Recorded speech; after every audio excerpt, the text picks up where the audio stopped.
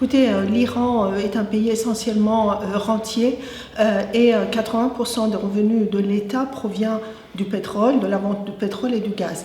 Et donc, en 2018, par exemple, l'Iran exportait 2 200 000 barils de pétrole par jour. Aujourd'hui, du fait des sanctions états-uniennes, l'Iran n'exporte plus qu'environ à 200 ou 250 000 barils seulement. Donc, du coup, le budget de l'État a fortement diminué. Ça veut dire l'investissement de l'État, surtout dans les secteurs de l'éducation ou encore de santé, ont beaucoup diminué. En revanche, ils font tout pour maintenir quand même le budget militaire en ce qui concerne le nucléaire ou encore surtout le missile balistique, etc. En revanche, la monnaie iranienne a perdu 80% de sa valeur face aux devises, ce qui fait que les Iraniens ont perdu leur pouvoir d'achat et donc l'appauvrissement des classes moyennes est aujourd'hui une réalité en Iran et également l'affaiblissement de la société civile iranienne du fait aussi de ces sanctions.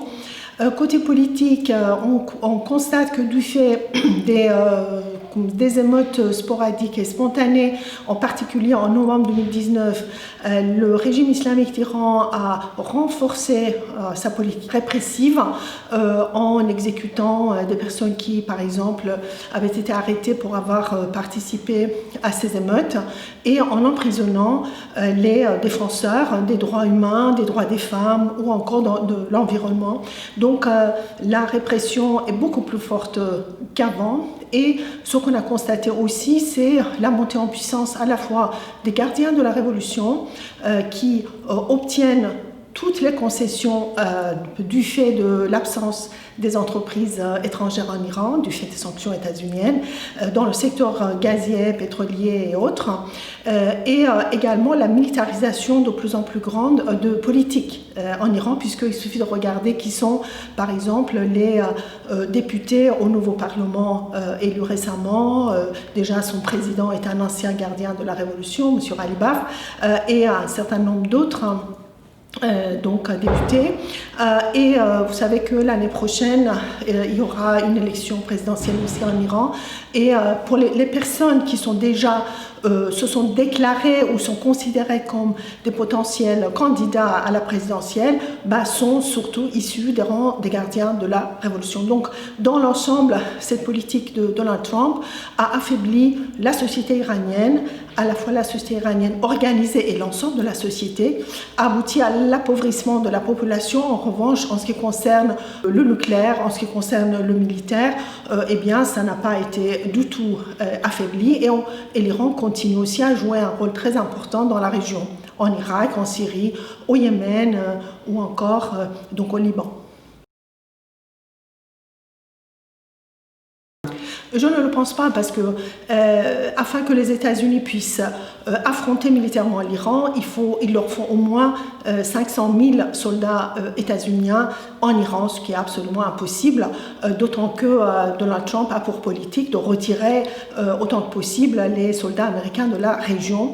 En revanche, on peut s'attendre toujours à des échauffourées, si vous voulez, entre les deux pays, notamment dans le Golfe Persique, où vous avez des navires américains, où vous avez aussi des navires iraniens. Mais les Iraniens se sont montrés très pragmatiques, puisque suite à l'assassinat du général Soleimani, qui dirigeait l'armée Al-Quds, qui est la branche extérieure de l'armée des gardiens de la Révolution, en janvier 2020, on s'attendait à ce que les Iraniens, c'est-à-dire le régime islamique d'Iran, puissent réagir violemment.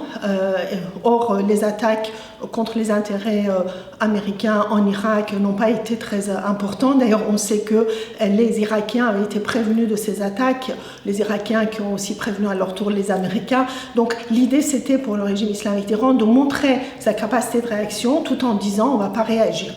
Donc, on en est là et je ne pense pas que Donald Trump pense à attaquer l'Iran. C'est chose quasiment impossible. L'Iran est 3 fois la taille de la France, 80 millions d'habitants, et les Iraniens, malgré tout, même s'ils n'aiment pas le régime islamique d'Iran dans leur grande majorité, mais restent très nationalistes et n'accepteraient pas que leur pays soit envahi par une armée étrangère.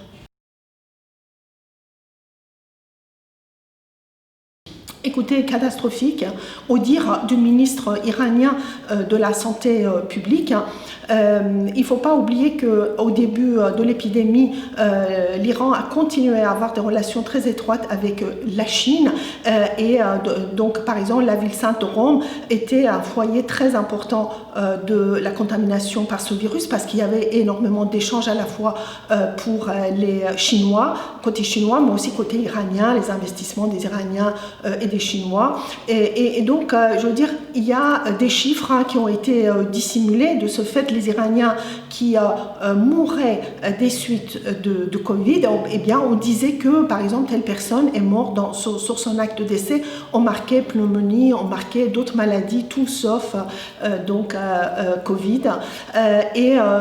Finalement, ils ont été obligés d'accepter l'existence et l'expansion, si vous voulez, de ce virus à travers le pays, de sorte qu'aujourd'hui, beaucoup de villes iraniennes sont en rouge, et plus que rouge.